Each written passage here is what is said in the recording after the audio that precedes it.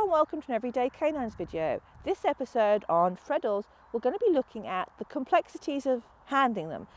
The verbs you need, the cues you need from physical, so that you can see what's going on, because it's actually quite a complex behaviour when you're doing it as part of a sequence. If you watched the previous video, you know a Threadle means that the dog has got to come between the two jumps from that side and take this jump. Straightforward. However, they need some various cues depending on the positionings of the jumps to enable them to perform this behaviour.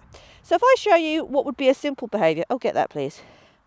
Say she was coming from here, and we're not looking at that jump at the moment, sit. If I come here, I open my arm and I say, come. She knows that means come to the back of this jump and take it. Straightforward. So come is my cue to mean come, and also it means take the jump. It doesn't just mean come here, it means come and take the jump. I used to say come jump. People say come go, which meant come in then jump, but actually the word should mean the whole behaviour, not just come to me and then I have to tell you to do something else. So that's why I made it all on one word. Equally, if I just say come, you will see she jumped long. She jumped in extension. We've talked about that in another video. That's important because there will be situations where you don't want your dog to jump in extension. It could be, I need my dog to come in here and then I need to turn them to turn tightly because the next obstacle is over here rather than over there.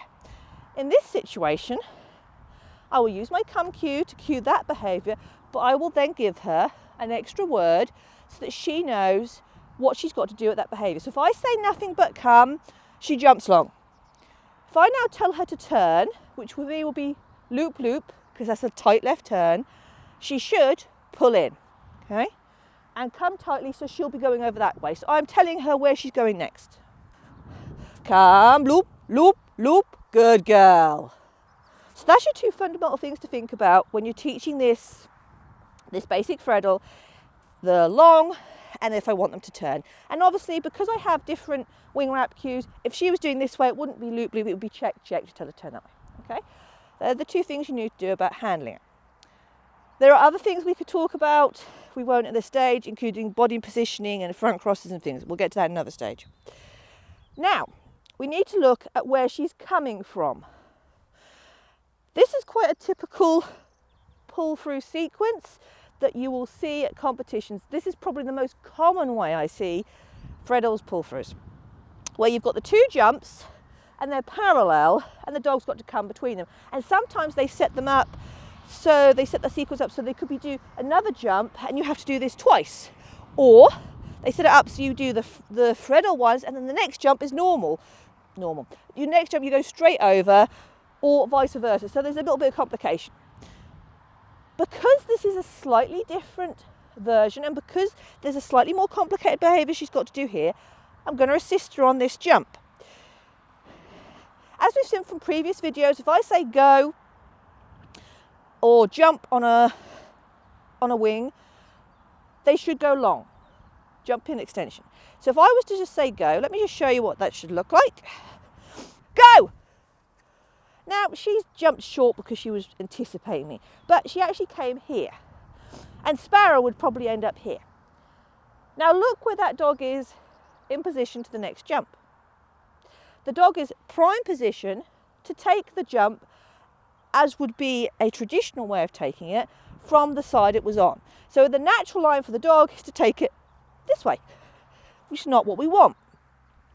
So we don't want our dogs jumping long over this one, because that then makes it really awkward. I mean, a clever dog that knows its cues could still do this, but it's really wasting time and it's not giving the dog valuable information. I'm obviously running a relatively short striding dog, but you imagine if that was a collie that had jumped long, it could be even here. So I need to tell her that rather than jumping long, you're turning. That way, she's already set up to take the Threadle when I then ask for it. So what I'm going to do is I'm going to ask for a wing wrap. Because when I ask for a wing wrap, she's going to be in collection and she's going to come over this jump. Good girl. And come here. Now look, already she's in a prime position to take the correct side of the jump. Loop, loop. Now look, she's already here. I haven't even said the Threadle cue and she looked. She thought, do you want me to do that? But she's already in a better position. This tends to be the bit where people go wrong when they're teaching this and when they run it. Because what happens is they forget that they need to tell their dog to move in. They think they can just get away with just saying the Threadle cue and just letting that dog jump that long, and then the dog can't do it. Loop, loop, come. I was too slow. Now, you notice that even though on that one, I told her to loop and she actually came in, but she'd already decided that I'm going to push around that one because she hadn't heard the come cue soon enough. Loop, loop, come. Good girl. That was better. Sophie got all her words in the right place. When my dogs get things wrong, it's typically because my words were slow.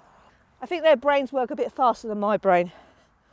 And they're going, well, I'm just going to take, because you don't forget, once the dog has committed itself to where it's going next, you've only got a very slim chance of correcting that. So I hope you now see the complexities of handling a Threadle at this sort of stage. But there are other types of Threadle. So I've moved this jump so the jumps are staggered.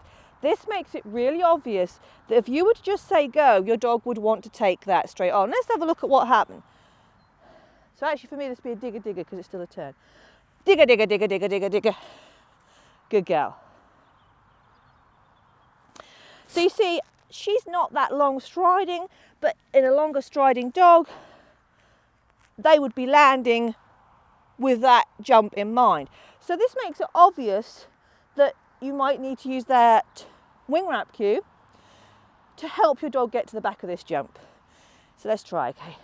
Loop, loop, come. Good girl. She needed to know that she was turning to the back. So that's another version of what you'd see on courses. And you would see them actually quite regularly. But let's look at another type. So in this version, the staggered jump is the one that's closest to the handler, instead of being further away and you've got to go in. Now, I don't want to tell my dog to turn tightly, because if I do that, where are they going to end up? They should end up here. Not really what I want. So this one, I'm not gonna say my check cue before she begins. However, my dog will jump this and hopefully she's slicing it, and she'll get here and there will be a choice. So it does become a Threadle because they can choose which side to go, so we've got to help them. So I'm just going to say go because I want her to jump long, but I'm going to be really quickly saying my Threadle crew. Go, come, good girl. In actual fact, it was a more natural line for her to come into this way on that one, but you still need to be cueing it. So these are the things you need to think about when you're looking at Threadles, and it's what makes them complicated, because there's a situation you go, well, is that or isn't that? And then there's situations like this where the other one was fairly obvious. That was an obvious one. But the situation where you go, well, oh, it's almost on a natural line, almost like this. It's just these little variations that judges put in courses that you have to then be aware of and learn. And it's also understanding that handling element, understanding where you want your dog to be so they can be in a correct position to take the Threadle. I haven't got into some of the other bits and bobs we can do, which is the post-Threadle handling. I'll do that in another video. This is more preparing your dog to take a Threadle. How am I going to set them up in a course? Now, obviously, there could be a different form of obstacle here. That could be a tunnel, could be a contact equipment, could be weave poles. Whole nother ball game, but the handling tends to be the same. What you've got to think to yourself is, do I need my dog to turn tightly enough?